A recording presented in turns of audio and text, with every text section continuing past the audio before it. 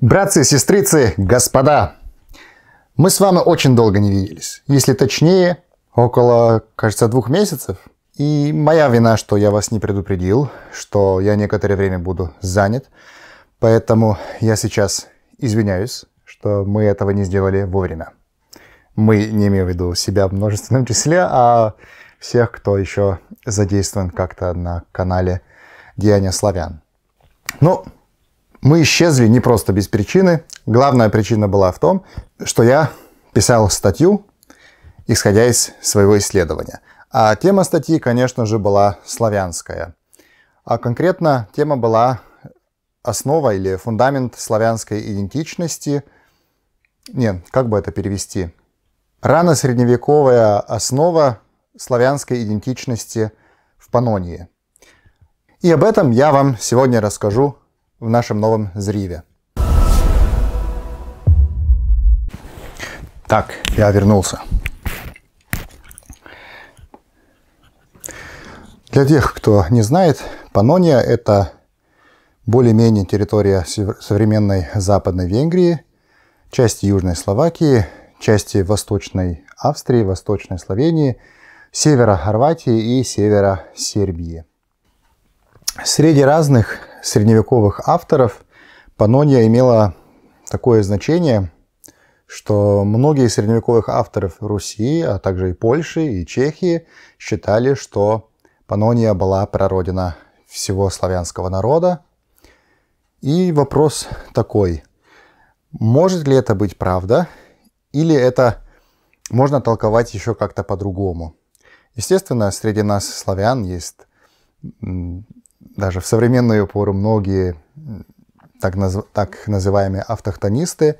Есть такие, которые регулярные ученые, и есть еще больше, наверное, тех, которые лжеученые, которые считают, что славяне все по очереди были, все известные люди, типа Александра Македонского и остальных. Но сегодня речь будет не об этом, а действительно попытаюсь вынести или выразить, или высказать свое мнение, содержание моей статьи, пересказать, так сказать. Первые известия, которые у нас имеются о славянах в Панонии, они из VI века уже, как, между прочим, вообще сообщения о славянах, сведения о славянах. То есть первые — это Йордан и Прокопий писали о нашем народе. И Яков Бачич, один из ученых, кто занимается славянской тематикой, предполагал, что уже Йордан в середине VI века говорил о славянах в Панонии. Но тут дело немножко такое. Вот смотрите, Йордан в одной части своих готских, хотела сказать готских войн, деяний готов. Готские войны — это писал Прокопий. Но Йордан в деяниях готов рассказывает о том, что в его время очень опасный народ венедов, который сейчас именуется прежде всего склавенами и антами. И потом он их как-то локализирует и говорит, что эти склавены жили на территории между городом Новьедун и Мурсианскими болотами. Может ли это действительно обозначать территорию Панонии? Ну, согласно этому ученому Якову Бачичу, да. Потому что Новьедун, он идентифицируется с славянским городом, или это поселок сейчас, Дерново-при который действительно в античные времена так назывался. Это кельтское имя, которое, в принципе, значит что-то как Новгород, Новьедунум. Но таких городов было больше, не один только. Ну, и именно Новьедун Йордана он локализирует в Словении, в этом городе Дерново. А Мурсианские болота с болотами, которые находятся или находились в те времена около города Осека в современной Славонии, это Восточная Хорватия. Ну, мурсианские они были потому, что этот город Осек в античные времена назывался Мурсой.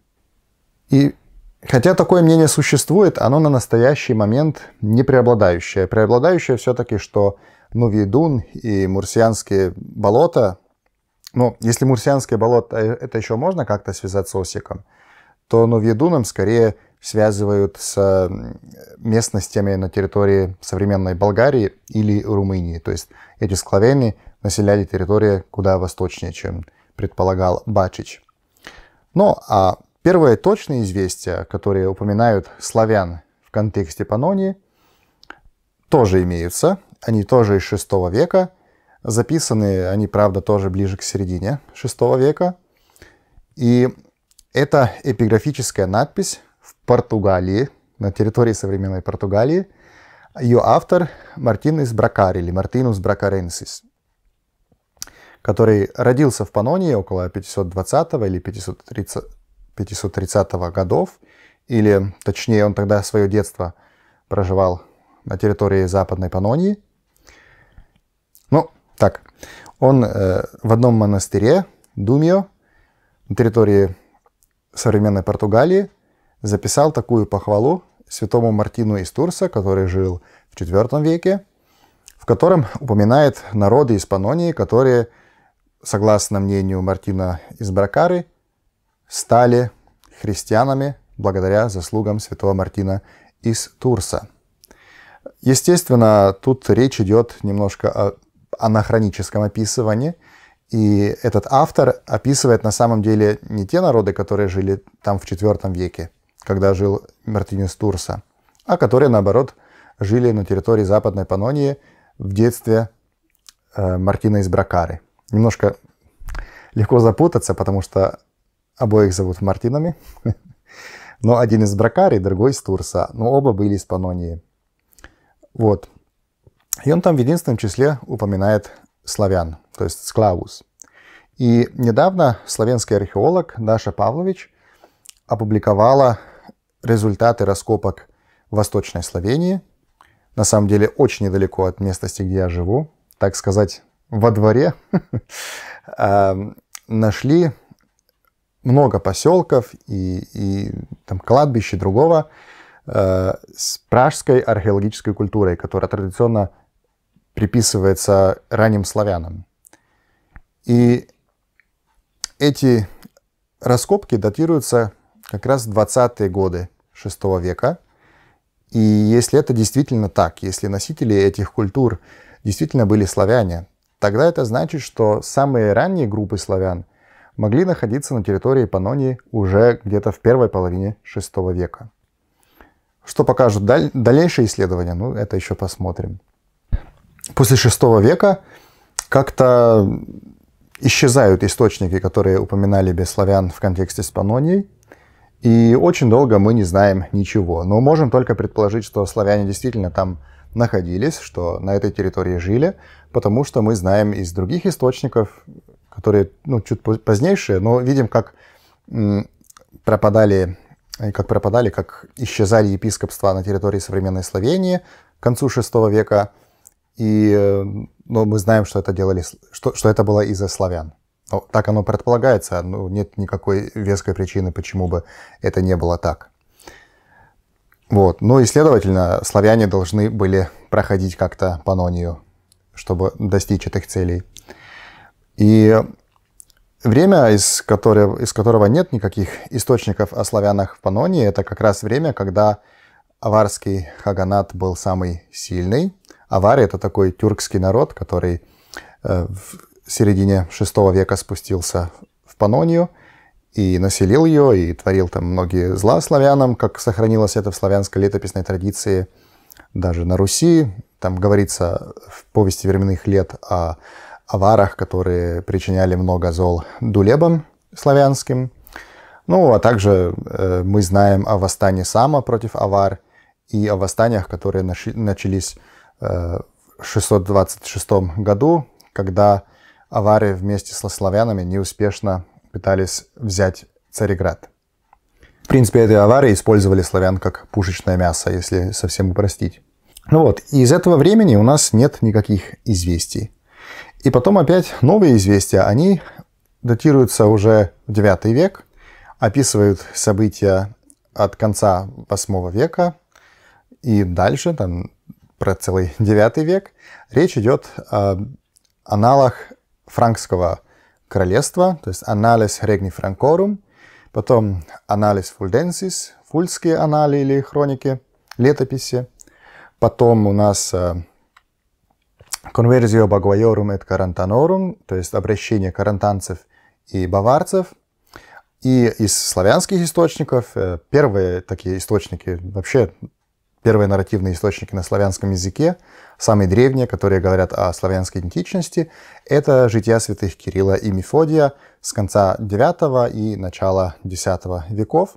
Хотя оригиналы у нас не сохранились, сохранилась только кириллическая перепись на Руси из, если я не ошибаюсь, XIII и XV веков. Ну и в этих источниках мы видим следующее. Франкских, особенно интересные именно франкские источники. Они приносят больше всего информации о славянах в Паннонии. И первое такое упоминание связано с 796-795 годом, когда Карл Великий организовал великомасштабную войну против аварского хаганата, которая закончилась поражением и исчезновением аварского хаганата и впоследствии тоже аварской народной идентичности или аварского народа. Ну и мы узнаем из этой первой пометки, что Франкская империя доверила военномиру славянину войска из Фурлании, это современная Восточная Италия и западный, крайне западный руб Словении. И мы узнаем, что он с франкскими войсками успешно разбил или ограбил аварский ринг, то есть центр аварской державы между реками Тисой и Дунаем на территории современной южной, центрально-южной Венгрии. Ну, тут упоминается лишь его имя, Веномир, и факт, что он был направлен в Паннонию. Но, конечно, есть разные мнения, из каких славян он был. Славянские историки обычно предполагают, что был из территории современной Словении, хорватские, что был из территории современной Хорватии. Есть и другие мнения. Но мне кажется, что не совсем невероятно было бы, если бы он был как раз из Паннонии. Возможно, как раз из южной части этой Паннонии, между реками Дравой и Савой. Это современная северная Хорватия. Почему так думаю? Потому что он в источниках упомянут только как склавус, что вообще для франкских источников характерно именно для славян Паннонии. Когда пишут о других славянах, как правило, всегда идут после этого объяснения. То есть есть «quarantani qui dicitur dicitur». Это средневековая латынь уже. «Sklavi qui dicitur quarantani». Или «чехи», то есть «sklavi qui dicitur Behemi. Или «Sklavi qui dicitur Merahani». Или «Sklavi qui dicitur Sorabi» и так далее. В общем, у всех остальных славян присущее какое-то объяснение, а у паннонских славян нет. Их просто называется всегда славянами. И как раз этот войномир тоже обозначен так, просто как «склавус». Это один факт, который говорит в пользу того, что он был из паннонского пространства. Еще один факт – это то, что ему доверили такое важное задание, как войну против авар. И, если мы думаем так военно-стратегически, конечно, лучше выбрать человека, которому очень хорошо известна география и которому известны авары как таковые, как они воюют, как сражаются. И, судя по успешному походу, это действительно войномир, он как раз такой герой. Кто там он был, князем или просто полководцем каким-то, не знаем. Но и другое, что говорит в пользу того, что он из Паннонии, это его имя. Но для этого придется сделать такой экскурс в другую сторону. Все наверняка слышали всем известные славянские имена, что сегодня со мной не могу произнести, заканчивающиеся на «мир». И в славянской народной этимологии, народном объяснении происхождения слов, это словечко, этот суффикс в данном случае связан с значением «мир», как отсутствие войны или мир, как в русском языке сохранилось, как, ну, мир, весь мир, да. Вот. Но фактически это имя впервые упоминается, опять же, у Иордана, как имя у готов. И как раз готы, часть готов, остроготов или амалов-готов, амалинговцев, которые обитали террены Панонии тоже, там в V веке, и которые уже как-то были в каком-то соотношении со славянами, мы узнаем, что на территории Панонии жили такие персонажи, как Витомир, Феодемир, как там еще, Валамир. Потом, если смотрим у других германских народов, имена, заканчивающиеся на мир, появляются на самом деле у многих. У визиготов в Испании, у вандалов в Африке, там известен такой был Гелимер. Потом у бургундов, в основном это, как видим, восточное ответвление германцев. И согласно одной из теорий, это окончание как раз происходит из германских языков, вернее, из восточно-германских языков. И оно оттуда пришло к славянам. Это объясняется тем, что это мир или мер, в прагерманском мерс, оно в принципе обозначает то же самое, что славянское слав. То есть Владимир и Владислав, по сути, одно и то же имя. Кто-то, кто славится чем-то, да? И от этих германцев это имя перешло к славянам. Первый славянин, или лучше сказать, корректнее сказать, ант, который упоминается, который носитель такого имени, это Мизамир, которого упоминает Минандр Протектор в своих фрагментах.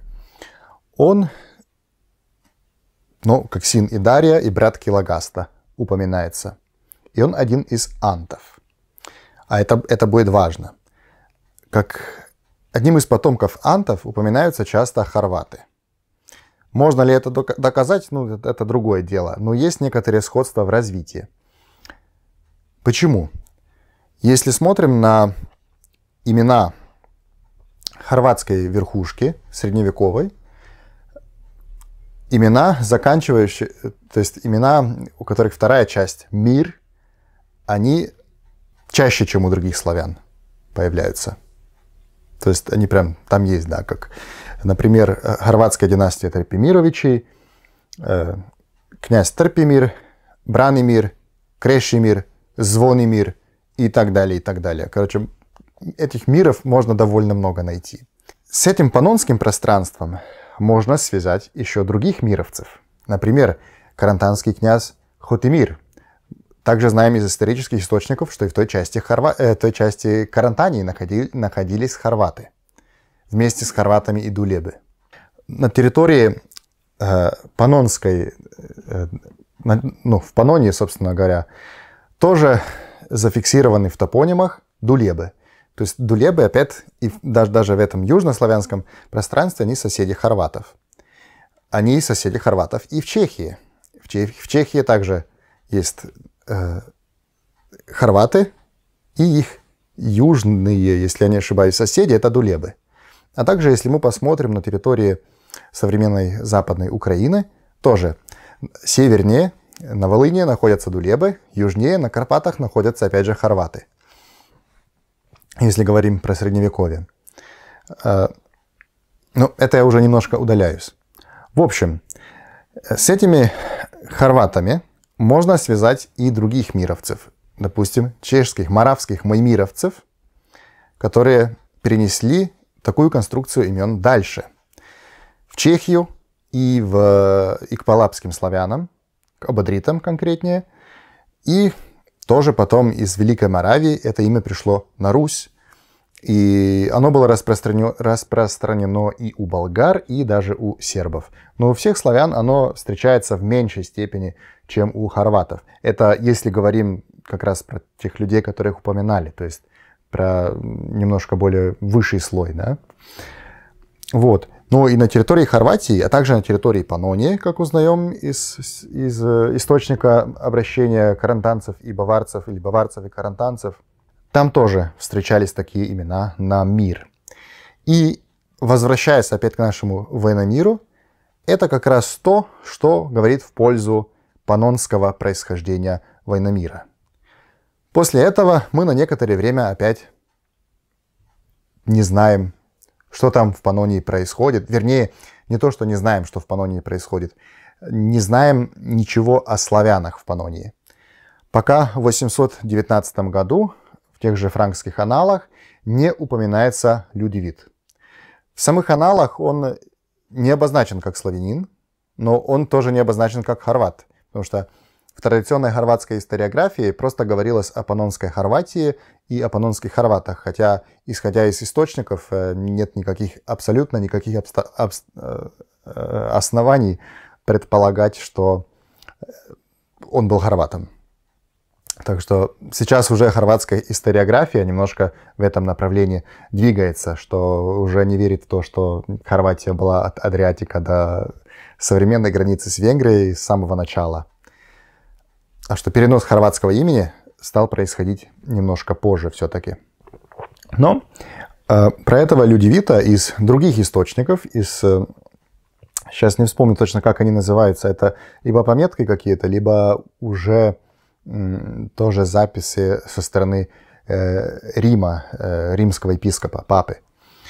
И скорее это были франкские какие-то источники.